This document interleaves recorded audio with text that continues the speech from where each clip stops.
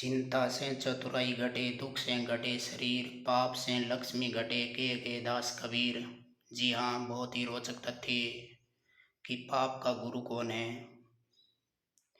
एक समय की बात है, पंडित जी कई वर्षों तक काशी में शास्त्रों का अध्ययन करने के बाद गांव लौटे। पूरे गांव में उसकी प्रसिद्धि हुई, शोहरत फैल गई कि काशी से शिक्षित होकर एक पंडित जी आए हैं और धर्म से जुड़े किसी भी पहेली को सुलझा सकते हैं। शोहरत सुनकर एक किसान उनके पास आया और उनसे पूछने लगा, पंडित जी आप हमें ये बताइए कि पाप के गुरु कौन है। पंडित जी किसान ने पंडित जी से पूछा कि पाप के गुरु कौन है। प्रश्न सुनकर पंडित जी चकरा गई। उन्होंने धर्म गुरु, आध्यात्मिक गुरु तो सुने थे, लेकिन पाप का भी कोई गुरु होता है, ये उनकी समझ और ज्ञान के बाहर था। पंडित जी को लगा कि उसका अध्ययन अभी आधा अधूरा रह गया है। वह फिर काशी लौटे, अनेक गुरुओं से मिले, लेकिन उन्हें किसान के सवाल का जवाब नहीं मिला।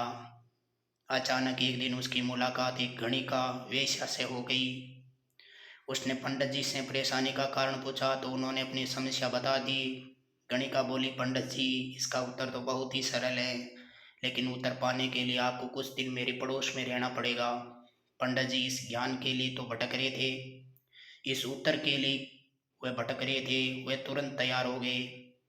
गणिका ने अपने पास ही उसके रहने की अलग से व्यवस्था कर दी। पंडित जी किसी के हाथ का बना बनाया खाना नहीं खाते थे। वे अपने नियम, आचार, धर्म और परंपरा के कट्टर अनुयायी थे। गणिका के घर में रहकर वे अपने हाथ से खाना बनाते, खाते और कुछ दिन तो बड़े आराम से बीत गए, लेकिन सवाल का जवाब अभी भी नहीं मिला। वे उत्तर की प्रतीक्षा में थे। तो एक दिन गणिका बोली, पंडित जी आपको भोजन पकाने में बड़ी तकलीफ होती है, यहाँ देखने वाला कोई नहीं है, आप कहें तो मैं नहा धोकर आपके लिए भोजन तैयार कर दिया करूँगी। पंडित जी को राजी करने के लिए उसने लालच भी दिया और ये भी कहा, यदि आप मुझे सेवा का मौका दें तो मैं दक्षिणा में 5 स्वर्ण मुद्राएं भी आपको प्रतिदिन दूंगी।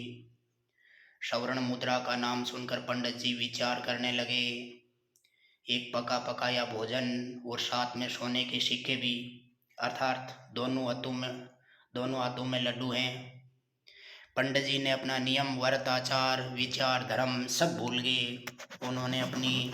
उन्होंने कहा, तुम्हारी जैसी इच्छा है, बस विशेष ध्यान रखना कि मेरे कमरे में आते जाते वक्त तुम्हें कोई देखे न। पहले ही दिन कई प्रकार के पकवान बनाकर उसने पंडित जी के सामने परोस दिया, पर यूं ही पंडित जी ने खाना चाहा, उसने सामने से परोसी हुई थाली खींच ली। इस पर पंडित जी क्रोधित हो गए और बोले, ये क्या मजाक है। गणिका ने कहा, ये मजाक नहीं है पंडित जी, ये तो आपके प्रश्न का उत्तर है। यहाँ आने से पहले आप भोजन तो दूर, किसी के हाथ का पानी तक नहीं पीते थे, मगर स्वर्ण मुद्राओं के लोभ में आपने मेरे हाथ का बना खाना भी स्वीकार कर लिया। ये लोभ ही पाप का गुरु है, लोभ ही पाप का गुरु है। धन्यवाद।